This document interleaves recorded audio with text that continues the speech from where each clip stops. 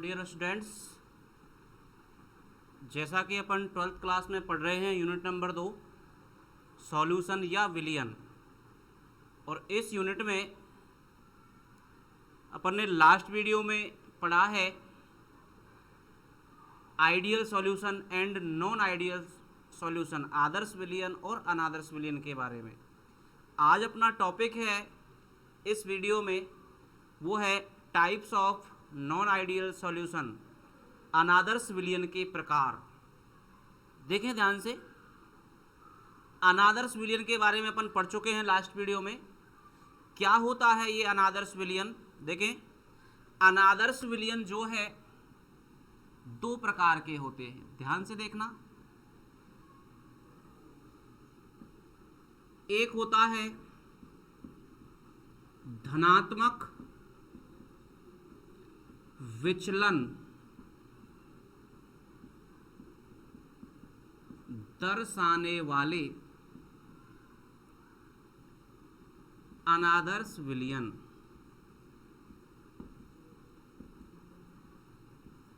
और एक होता है ऋणात्मक विचलन दर्शाने वाले ऋणात्मक विचलन दर्शाने वाले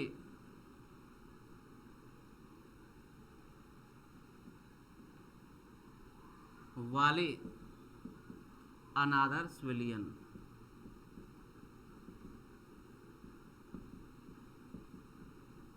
देखें, सबसे पहले अनादर्श विलियन क्या होते हैं मैं बता चुका हूं, एक बार वापस सुन लें। ऐसे विलियन जो ताप व सांद्रता के सभी मानों पर या ताप व सांद्रता की सभी परास पर, ऐसे भी कह सकते हैं अपन इसको, ताप व सांद्रता के सभी मानों पर राउल्ट या राउले के नियम का पालन नहीं करते हैं, अनादर्श विलियन कहलाते हैं। ये पहली शर्त है, ठीक है। दूसरी शर्त, अनादर्श विलियनों के लिए एंथैल्पी में होने वाला परिवर्तन शून्य नहीं होता है। या तो एंथैल्पी में परिवर्तन पॉजिटिव होगा या नेगेटिव होगा। अनादर्श विलियनों के लिए आयतन में होने वाला परिवर्तन शून्य नहीं है, या तो पॉजिटिव होगा या नेगेटिव होगा, या तो आयतन में वृद्धि होगी या आयतन में कमी होगी, ठीक है। चौथी जो शर्त लिखी थी, नंबर 4, वो थी अनादर्श विलियन के लिए कि विलियन में उपस्थित दोनों घटकों के मध्य लगने वाले ससंजक बल प्रत्येक घटक के मध्य लगने वाले ससंजक बल के योग के बराबर नहीं होते हैं। मतलब या तो विलियन के दोनों घटकों के मध्य लगने वाले अंतराण्विक आकर्षण बल विलियन में उपस्थित प्रत्येक घटक के मध्य लगने वाले अंतराण्विक आकर्षण बलों से या तो अधिक होंगे या कम होंगे, ठीक है। तो अनादर्श विलियन को भी अपन ने दो भागों में विभाजित कर दिया है। पहला है धनात्मक विचलन दर्शाने वाले और दूसरा है ऋणात्मक विचलन दर्शाने वाले। इसको देख लेते हैं पहले। क्या होते हैं धनात्मक विचलन दर्शाने वाले? वे अनादर्श विलियन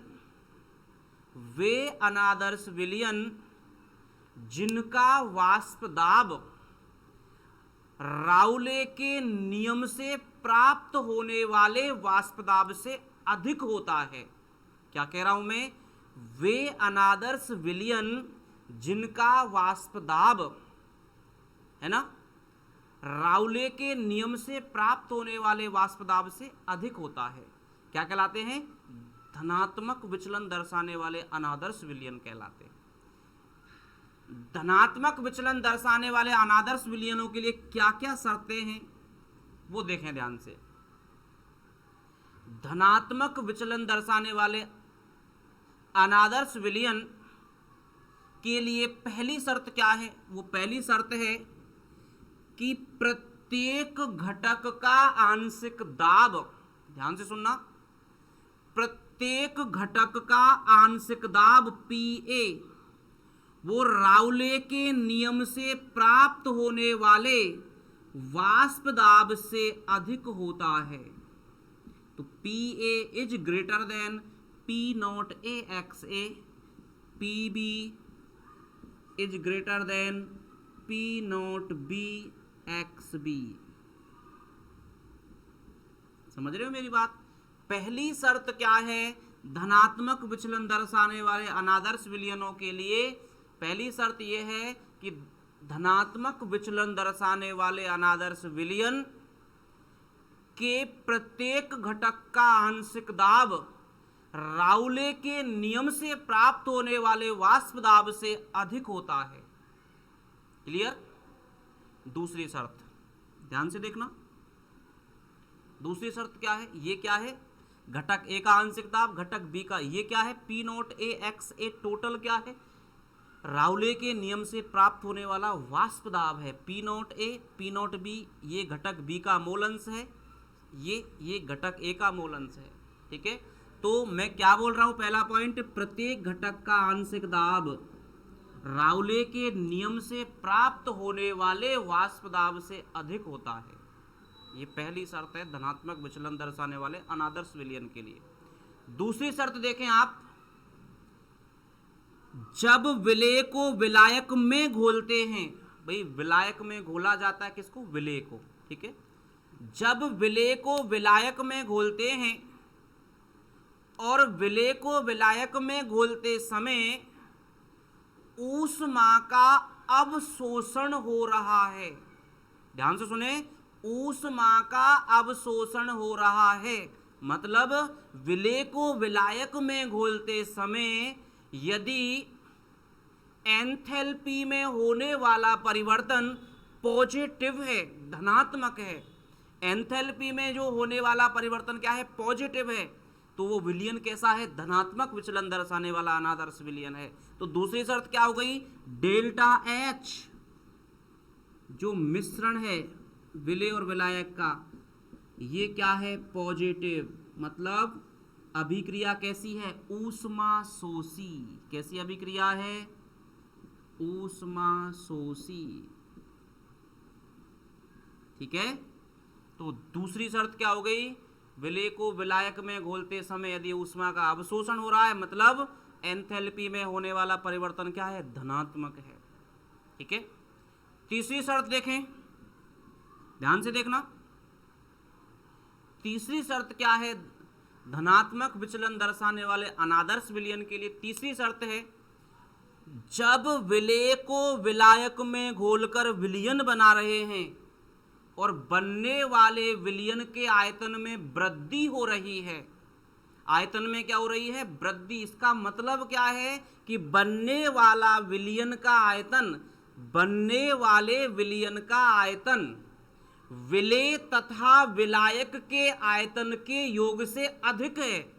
और जब विलयन का आयतन अधिक हो गया है विलेय और विलायक के आयतनों के योग से, तो आयतन में क्या हो गई है? वृद्धि हो गई है। और आयतन में वृद्धि हो गई है तो अनादर्श विलयन कैसा है? धनात्मक विचलन दर्शाने वाला अनादर्श विलयन है। क्लियर? तो डेल्टा वी मतलब वॉल्यूम में होने वाला परिवर्तन क्या है? पॉजिटिव है, धनात्मक है। इसका मतलब क्या है कि बनने वाले विलयन का जो आयतन है वो विलेय तथा विलायक के आयतन के योग से अधिक है।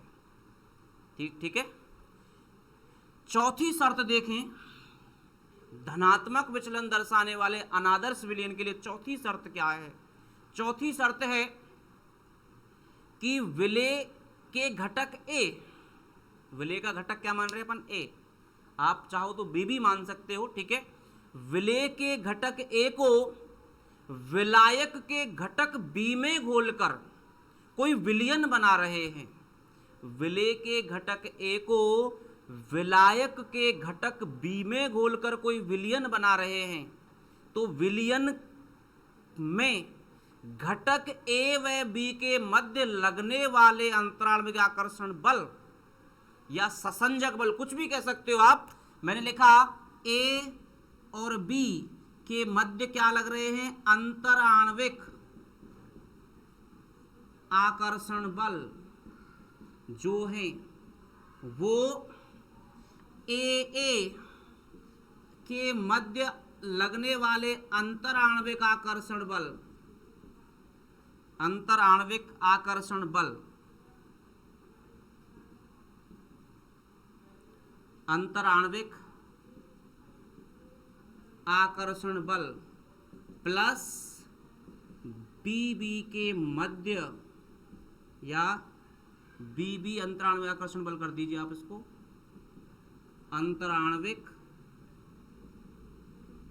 आकर्षण बल से दुर्बल है, तो वो विलयन कैसा है? अनादर्श विलयन है। अनादर्श विलयन तो है, अनादर्श विलयन में भी कैसा है? धनात्मक विचलन दर्शाने वाला अनादर्श विलयन है। चौथा पॉइंट एक बार वापस समझें आप। जब विलेय के घटक ए को विलायक के घटक बी में घोलकर कोई विलयन बनाया गया है और विलयन में ए और बी के मध्य लगने वाले अंतराण्विक आकर्षण बल ए व बी के मध्य लगने वाले अंतराण्विक आकर्षण बलों के योग से दुर्बल या कम है, तो वो विलयन कैसा है? धनात्मक विचलन दर्शाने वाला अनादर्श विलयन है। क्लियर?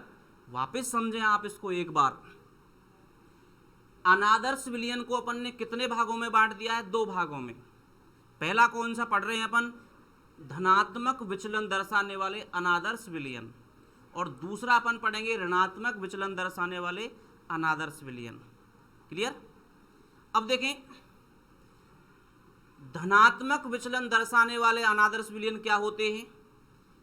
वे अनादर्श विलयन जिनका वाष्प दाब राउले के या राउल्ट के नियम से प्राप्त होने वाले वाष्प दाब से अधिक होता है, धनात्मक विचलन दर्शाने वाले अनादर्श विलयन कहलाते हैं। एक धनात्मक विचलन दर्शाने वाले अनादर्श विलयन के लिए निम्नलिखित शर्तें पूरी होनी चाहिए। कौन कौन सी? अनादर्श विलयन में उपस्थित प्रत्येक घटक का आंशिक दाब राउले के नियम से प्राप्त होने वाले वाष्प दाब से यदि अधिक है, तो विलयन कैसा है? अनादर्श विलयन है। कैसा है? अनादर्श विलयन में भी धनात्मक विचलन दर्शाने वाला अनादर्श विलयन है। ठीक है? एंथैल्पी में होने वाला परिवर्तन कैसा है? पॉजिटिव, मतलब अभिक्रिया कैसी है? ऊष्मा शोषी, तो कैसा है? धनात्मक विचलन दर्शाने वाला अनादर्श विलयन है। आयतन में होने वाला परिवर्तन क्या है? पॉजिटिव, मतलब विलयन का जो आयतन है वो विलेय और विलायक के आयतन के योग से अधिक है, तो वो विलयन कैसा है? धनात्मक विचलन दर्शाने वाला अनादर्श विलयन है।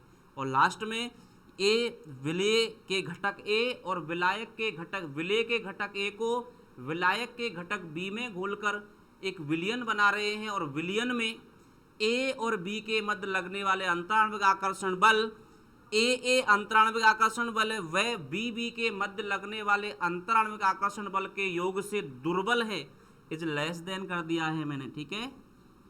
तो वो विलयन कैसा है? धनात्मक विचलन दर्शाने वाला अनादर्श विलयन है। ठीक है? अब देखो, इसके उदाहरण लिख रहा हूं मैं यहां पर, एग्जाम्पल। फर्स्ट देखें, लिखा मैंने मेथेनॉल प्लस जल, देखना ध्यान से, एथेनॉल प्लस जल। Number 3 methanol plus CCl4 carbon tetrachloride. Number 4 acetone plus ether. और नंबर 5 एसीटोन प्लस CCl4। ये सारे जो विलयन हैं, ये सारे विलयन कैसे हैं? धनात्मक विचलन दर्शाने वाले अनादर्श विलयन हैं। ये 5 एग्जाम्पल लिख दिए हैं, और भी एग्जाम्पल लिखे हुए हैं नोट्सों में, वहाँ से देख लेना। ये शर्तें याद होनी चाहिए अपन को। अब इसको देख लेते हैं। सेकंड देखें, ऋणात्मक विचलन दर्शाने वाले अनादर्श विलयन क्या क्या हैं। ठीक है? अब देखो, वे अनादर्श विलयन जो, या ऐसे कहेंगे, वे अनादर्श विलयन जिनका वाष्प दाब राउले के नियम से प्राप्त होने वाले वाष्प दाब से कम होता है, यहां क्या कहा था मैंने कि वे अनादर्श विलयन जिनका वाष्प दाब राउले के नियम से प्राप्त होने वाले वाष्प दाब से अधिक होता है। और यहां क्या कह रहा हूं मैं कि ऐसे अनादर्श विलयन या वे अनादर्श विलयन जिनका वाष्प दाब राउले के नियम से प्राप्त होने वाले वाष्प दाब से कम होता है, ऋणात्मक विचलन दर्शाने वाले अनादर्श विलयन कहलाते हैं। ठीक है, एक ऋणात्मक विचलन दर्शाने वाले अनादर्श विलयन क्या क्या शर्तें पूरी करता है वो देख लेते हैं। कौन कौन सी शर्तें हैं जो ऋणात्मक विचलन दर्शाने वाला अनादर्श विलयन पूरी करता है। नंबर फर्स्ट देखें, ध्यान से देखना, ऋणात्मक विचलन दर्शाने वाला या वाले अनादर्श विलयन का प्रत्येक घटक का आंशिक दाब P, घटक A का आंशिक दाब PA, घटक B का आंशिक दाब PB का आंशिक दाब राउल्ट के नियम से या राउले के नियम से प्राप्त होने वाले वाष्प दाब से कम होता है। उल्टा लिख दिया है ना इसका, ये देखिए उल्टा लिख दिया है बिल्कुल।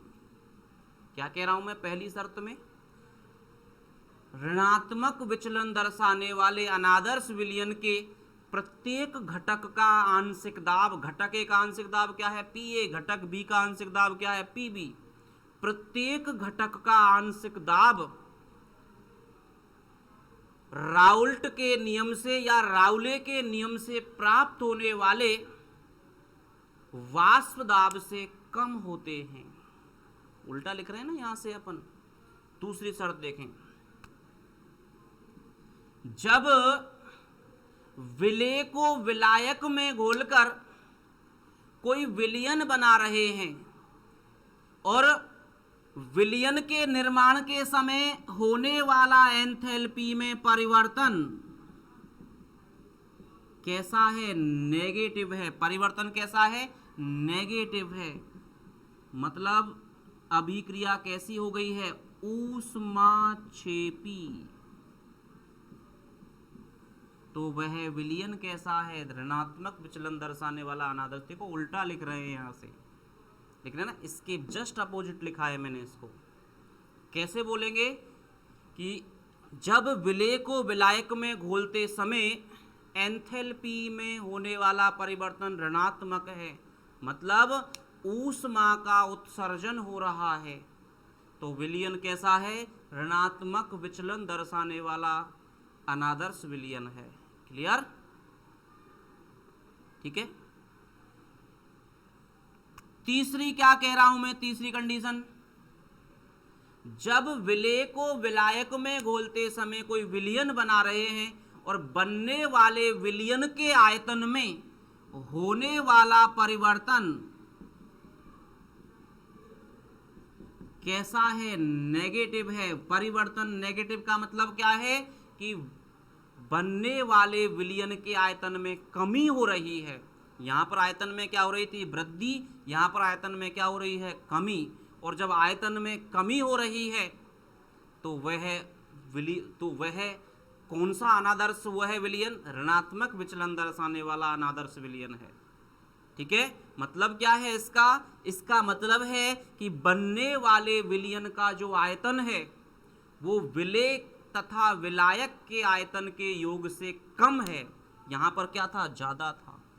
और चौथा पॉइंट क्या लिख रहा हूं मैं, देखना ध्यान से, AB अंतराण्विक आकर्षण बल इज ग्रेटर देन AA अंतराण्विक आकर्षण बल, ससंजक बल भी कह सकते हो आप, प्लस BB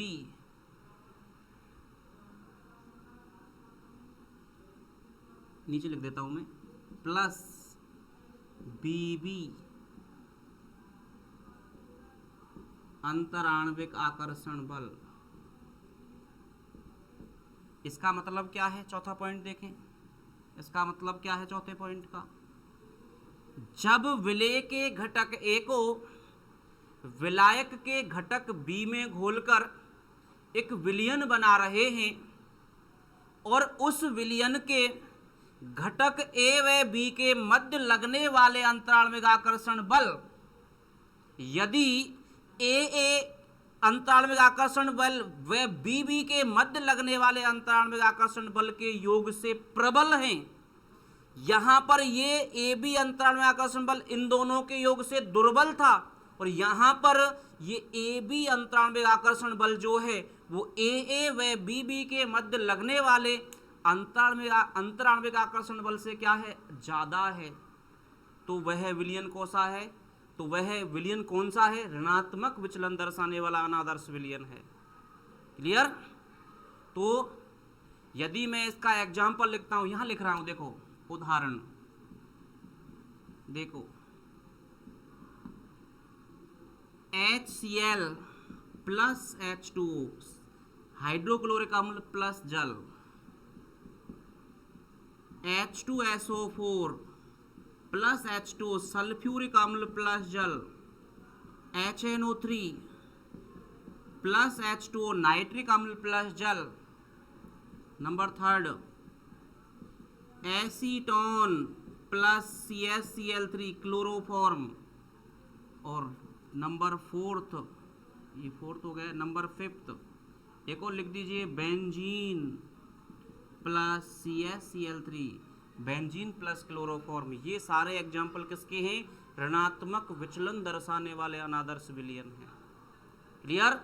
तो यदि आपसे पूछे अनादर्श विलयन कितने प्रकार के होते हैं, तो दो प्रकार के। कौन कौन से, धनात्मक विचलन दर्शाने वाले अनादर्श विलयन और ऋणात्मक विचलन दर्शाने वाले अनादर्श विलयन। धनात्मक विचलन दर्शाने वाले अनादर्श विलयन मैंने ये लिख दिए हैं, क्या क्या शर्तें हैं सब कुछ समझा दिया है, उदाहरण लिख दिया है। ऋणात्मक विचलन दर्शाने वाले अनादर्श विलयन क्या क्या क्या होते हैं, डेफिनेशन बता दी है मैंने, इसके ये 4 शर्तें लिख दी है और इसके ये एग्जाम्पल लिख दिए। अब आपसे प्रश्न पूछ लिया एग्जाम में, धनात्मक विचलन दर्शाने वाले अनादर्श विलयन व ऋणात्मक विचलन दर्शाने वाले अनादर्श विलयन में अंतर लिखिए।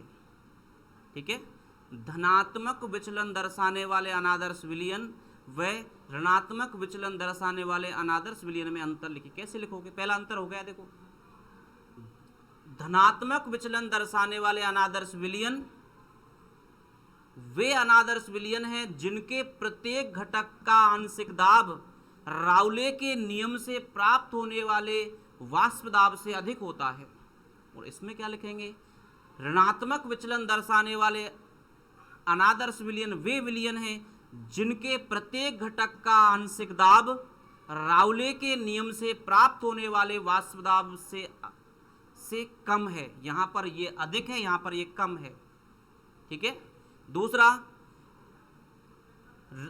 क्या है, धनात्मक विचलन दर्शाने वाले अनादर्श विलयन के लिए एंथैल्पी में परिवर्तन पॉजिटिव धनात्मक होता है, मतलब एंथैल्पी में वृद्धि हो जाती है, जबकि ऋणात्मक विचलन दर्शाने वाले विलयनों के लिए एंथैल्पी में होने वाला परिवर्तन नेगेटिव होता है, मतलब एंथैल्पी में कमी हो जाती है। तीसरा, धनात्मक विचलन दर्शाने वाले अनादर्श विलयनों के आयतन में वृद्धि हो जाती है, जबकि ऋणात्मक विचलन दर्शाने वाले अनादर्श विलयनों के आयतन में कमी हो जाती है। चौथा, धनात्मक विचलन दर्शाने वाले अनादर्श विलयनों के दोनों घटकों के मध्य लगने वाले अंतराण्विक आकर्षण बल प्रत्येक घटक के मध्य लगने वाले अंतराण्विक आकर्षण बल के योग से दुर्बल होते हैं। और यहाँ क्या कहेंगे अपन कि ऋणात्मक विचलन दर्शाने वाले अनादर्श विलयन के दोनों घटकों के मध्य लगने वाले अंतराण्विक आकर्षण बल प्रत्येक घटक के मध्य लगने वाले अंतराण्विक आकर्षण बलों के योग से प्रबल होते हैं। ये मैंने एग्जाम्पल लिख दिए हैं, ये इसके एग्जाम्पल हैं, ये इसके एग्जाम्पल। क्लियर। किसी भी प्रकार की कोई समस्या नहीं होनी चाहिए। ये है अनादर्श विलयन के प्रकार, types of non ideal solution. Clear. देखें आगे, जैसे इन दोनों के लिए मैं ग्राफ बनाता हूं, मिटा रहा हूं इसको, किस किस के लिए, धनात्मक विचलन दर्शाने वाले अनादर्श विलयन के लिए और ऋणात्मक विचलन दर्शाने वाले अनादर्श विलयन के लिए। देखें, दोनों के मध्य यदि ग्राफ बनाया जाए, देखना ध्यान से, राउल्ट के नियम में अपन ने ग्राफ बनाया था और यहां भी इस ग्राफ को, वही ग्राफ है, समझें इसको आप। जैसे यहां पर मैंने ये दो बिंदु लिए हैं, है ना, और यहां पर एक्स ए बराबर लिया है मैंने 1। इस अक्ष पर मैं क्या ले रहा हूं, मोल भिन्न या मोल अंश या मोल फ्रैक्शन। इधर यहां पर एक्स बी बराबर एक्स ए बराबर क्या है, 0। यहां एक्स बी बराबर है 0 और यहां एक्स बी बराबर है 1। समझना ध्यान से,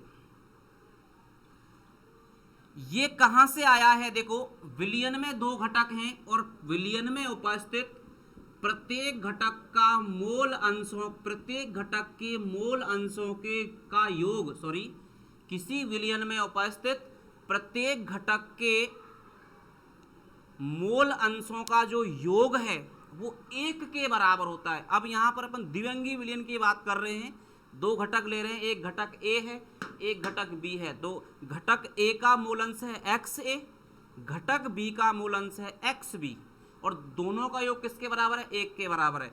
यदि यहां पर एक्स ए बराबर 1 है तो एक्स बी बराबर 0 होगा, सीधी सी बात है भाई। यहां पर अपन ने एक्स ए बराबर क्या लिया है, 1, तो एक्स बी यहां पर क्या है, 0 हो गया ना, तभी तो एक्स बी को मैंने क्या कर दिया है, 0। अब यहां से मोलंश बढ़ रहा, यहां से मोलंश इस अक्ष पर लिए हैं अपन ने, ठीक है। अब यहां से ए का मोलंश घटते घटते घटते घटते क्या हो गया, 0, और जब ए का मोलंश 0 हो गया है तो बी का मोलंश यहां से 0 से बढ़कर क्या हो गया है, 1। अब देखो यहां एक्स बी बराबर 1 है तो एक्स ए बराबर 0 हो जाएगा, सीधी सी बात है, होगा, ठीक है। अब देखो एक्स ए का जो घटक ए का शुद्ध अवस्था में जो वाष्प दाब लिया है अपन ने वो है P नोट ए, और घटक बी का, भाई यहां पर घटक ए ही है, घटक बी तो 0 है, यहां पर घटक ए 0 है, घटक बी है, तो इसका वाष्प दाब लिया है मैंने P नोट बी, शुद्ध अवस्था में वाष्प दाब, ठीक है। राउल्ट के नियम से अपन ने ग्राफ बनाया था ऐसा, ठीक है, और इसको मिलाया था इससे, ये देखें, समझें थोड़ा सा।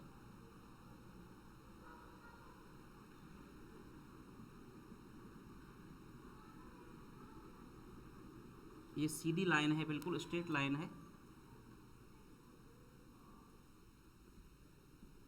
बिल्कुल स्ट्रेट लाइन है ये,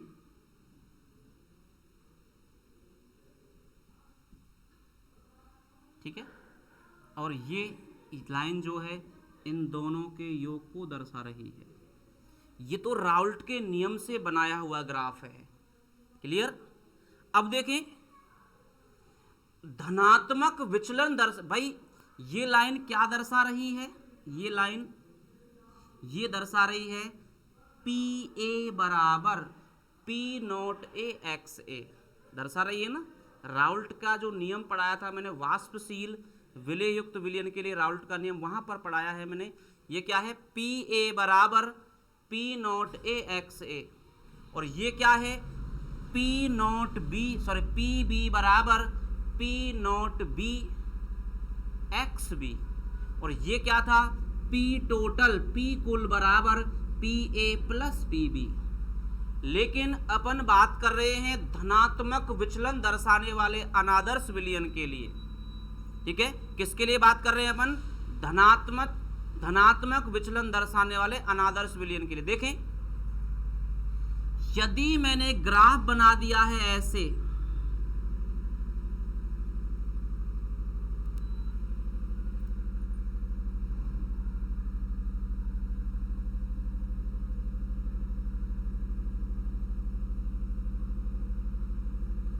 एक मिनट, अनदर सिविलियन, ये देखिए, तो देखो ये लाइन जो थी स्ट्रेट लाइन, ये तो क्या थी, पी ए बराबर पी नॉट ए एक्स ए।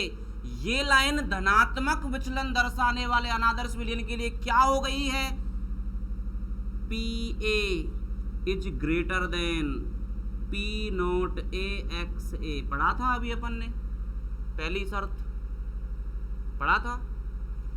ये लाइन क्या है, P B is greater than P not B X B, है ना।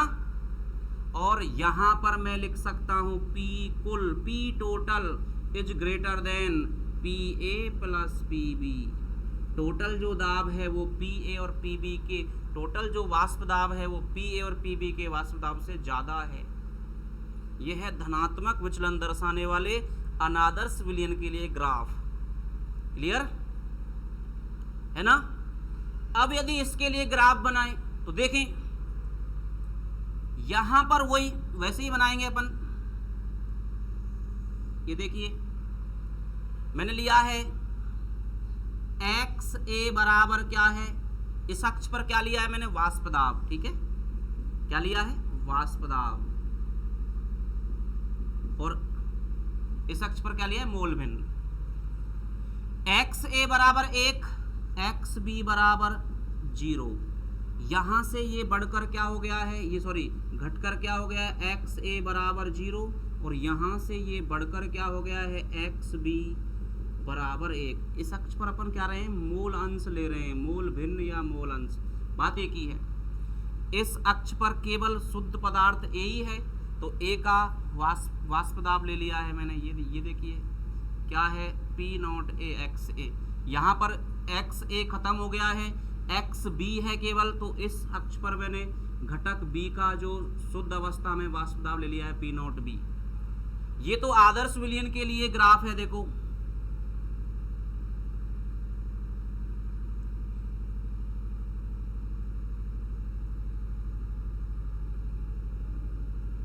ये तो आदर्श विलयन के लिए ग्राफ है।